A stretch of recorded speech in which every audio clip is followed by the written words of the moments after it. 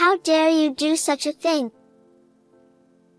My usually quiet 5-year-old daughter shouted this with wide eyes. And it happened in the hospital room of my unconscious mother-in-law. My normally calm daughter looked like a completely different person, with a resolute expression that took my breath away. "What are you talking about?" I asked. Then, there was someone who started trembling at the next words my daughter said. At that moment, a terrifying suspicion arose within me. However, the truth was far beyond anything I could have imagined. Please listen to my tumultuous experience. I am Michelle.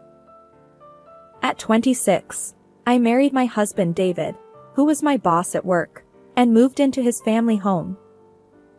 Since I was originally in charge of the e-commerce department, I was allowed to switch to working from home after getting married.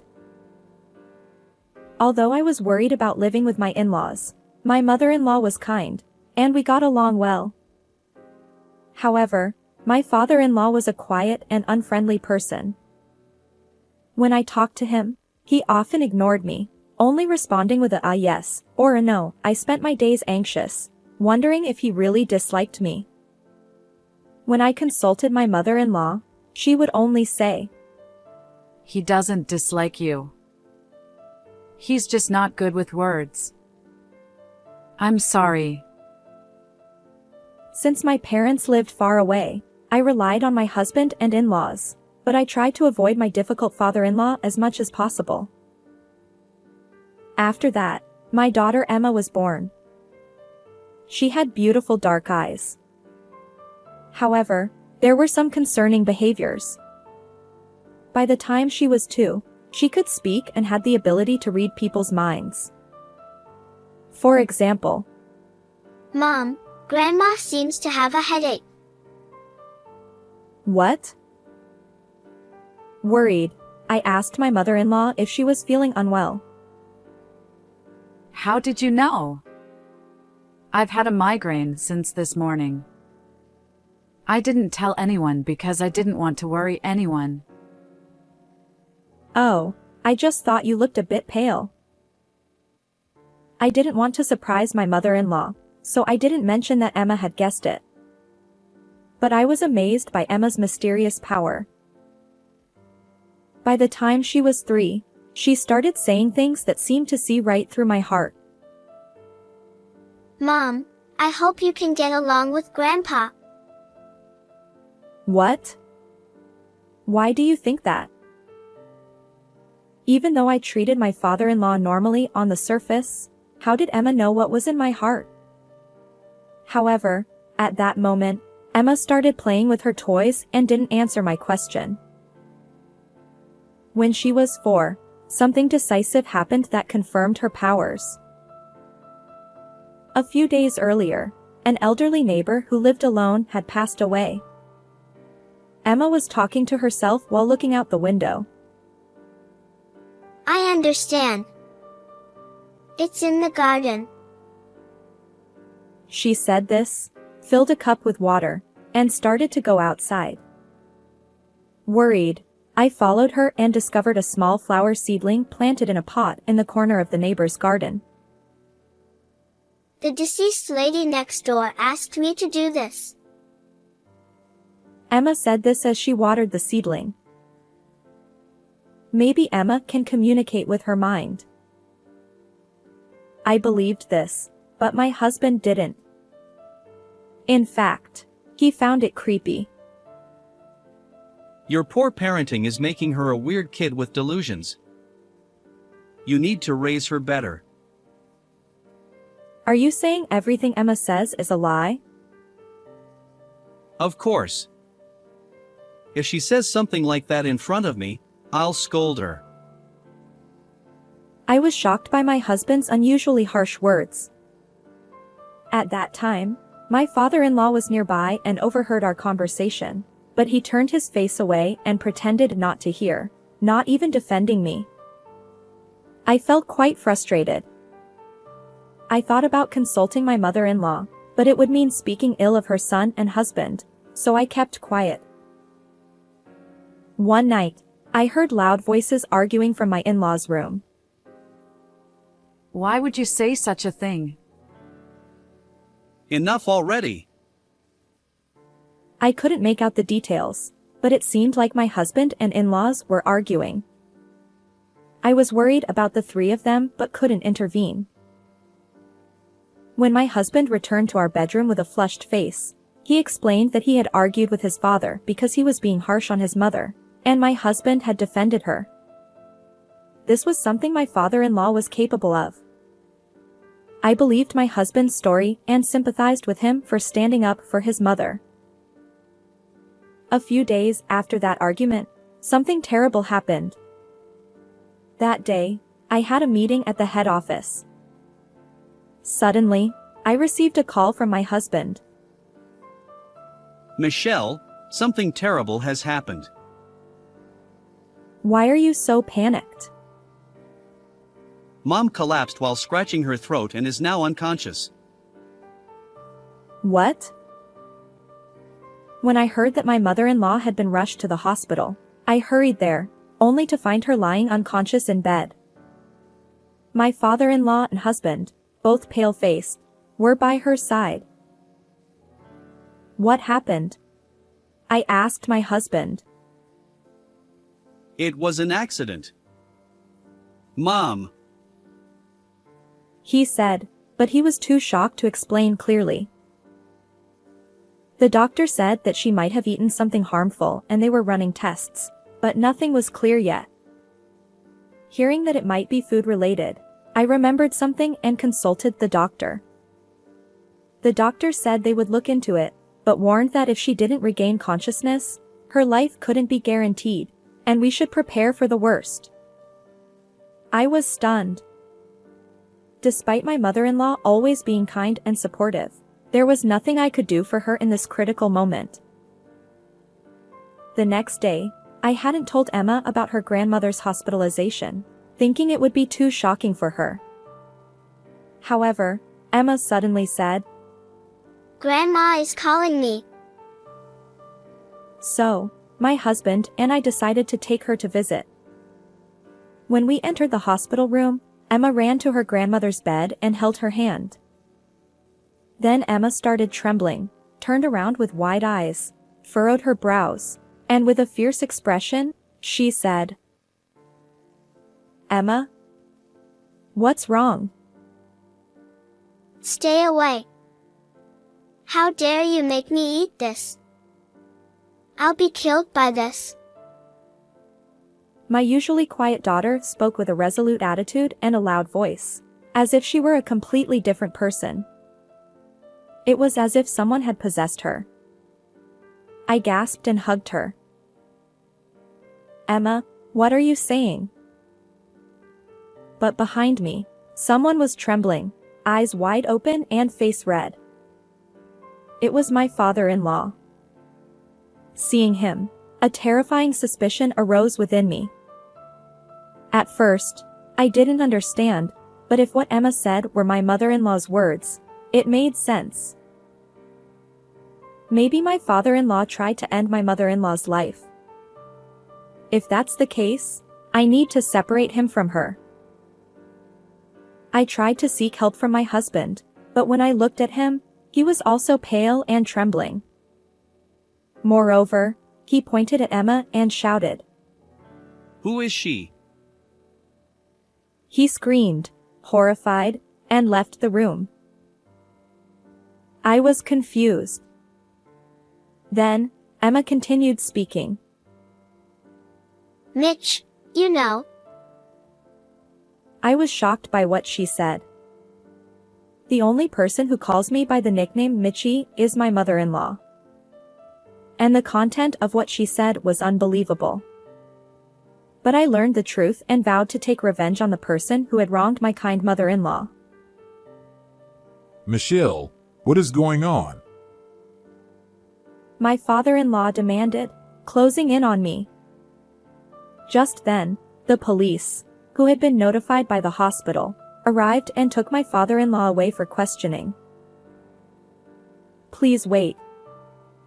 I'll get to the bottom of this. I decided to return home to uncover the truth. However, I didn't want to put Emma in danger, so I left her with a close mom friend. When I got home, I found my husband packing. "Where are you going?" I asked. He didn't answer and continued packing frantically.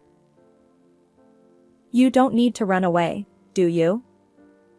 Your dad has been taken by the police. And your mom's life is in danger." What? Really?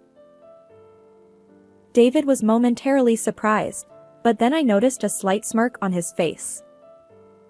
He turned to me with a serious expression. So, it was Dad who tried to take Mom's life. Actually, it was Dad who prepared the meal for Mom when she was bedridden with a headache. I'm sure he put poison in it. I understood why my father-in-law had started trembling.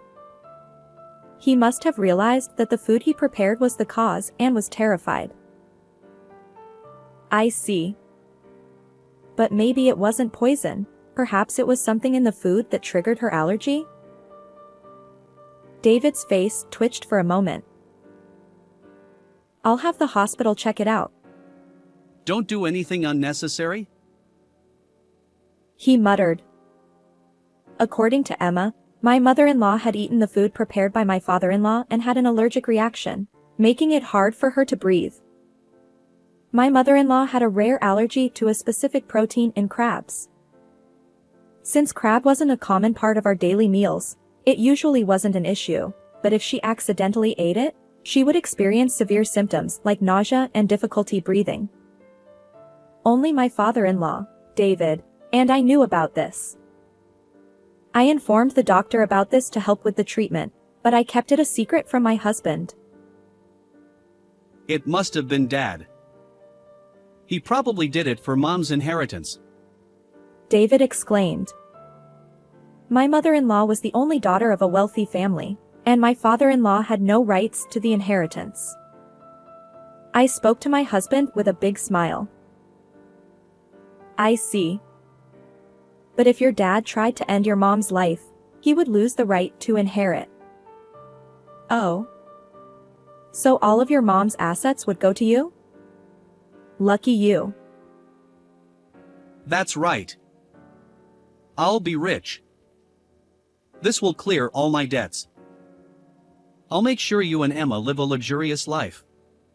Great. I'm so happy. I've always wanted to live a life of luxury. But do you think your dad will admit to what he did? When I murmured this with concern, David's eyes narrowed sharply, and the corners of his lips curled into a sinister smile.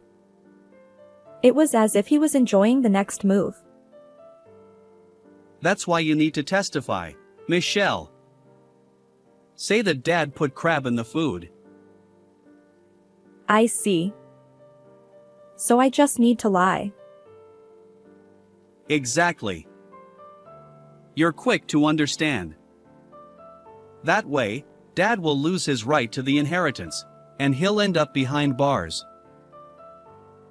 I pretended to go along with my husband's plan. He smiled, satisfied, thinking he had me on his side. But I was getting closer to the truth. But your mother might survive with the hospital's treatment. You thought you'd become rich, but if she lives, it won't happen. Don't worry. I'll secretly put this in her mouth at the hospital. David showed me a bottle of powder. Is that crab powder? Exactly. I put this in the food too. Let's get rich together. I knew from Emma's story that my husband had tried to harm my mother-in-law, but I had no proof. Hearing his evil plan clearly made me feel ashamed. Why would you go that far? You would eventually inherit her estate anyway. Because she wouldn't listen to me. I asked her to help pay off my debts, but she told me to solve it myself. Parents are supposed to help their children, believing I was on his side, my husband started talking about what he had done. According to him, the argument between the three of them was about my husband demanding the inheritance from my mother-in-law, and my father-in-law defending her.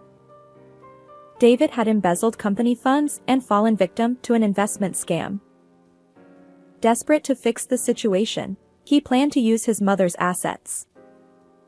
However, my mother-in-law refused, thinking it wouldn't help him in the long run, leading to the argument. I see. Now I understand everything. I have your confession, so I'm going to report you to the police. What? What are you talking about, Michelle? This is our chance to get rich. I told David that I had recorded our conversation. In fact, I had only been playing along to get his confession. I coldly told him, I don't need money. I can't betray my kind mother-in-law. And honestly, I've lost all respect for you. You tricked me. In that case, I'll make sure you can't talk either. David said, furrowing his brows deeply, narrowing his eyes, and giving me a cold smile as he tried to attack me. I shouted at him. Stay away. This conversation is connected to a friend. What? No way. I need to get out of here. David hurriedly grabbed the packed bags and tried to flee. Actually, when I left Emma with my mom friend, I had explained the situation and asked for her help. I had kept my phone connected during the conversation with David. Then, I heard the sound of police sirens, alerted by my friend. No way. David let out a pathetic cry as he tried to escape through the back door, but he tripped and fell face first onto the floor. He hit his face hard, causing his nose to turn red and bleed. He clung to me, looking pitiful with snot, tears, and drool all over his face. Michelle, please, help me. Tell the police that the culprit is Dad. David's appearance was miserable. I have no intention of helping you. Reflect on your actions behind bars. No. David was taken away, crying loudly. Serves you right, I said, watching him with contempt. After that, David was found guilty. He was sentenced to many years in prison for embezzling company funds and attempting to end my mother-in-law's life. He also lost his right to inherit my mother-in-law's estate as a disqualified heir. With compensation to the company and debts to pay, a difficult life awaited David even after his release. Of course, I divorced him and demanded $20,000 in alimony and $150,000 in child support. I am now living with my in-laws and Emma, the four of us together. Although my mother-in-law has some physical limitations, she is recovering. Seeing my father-in-law diligently take care of her, I realized that he is truly a kind person, just not good with words.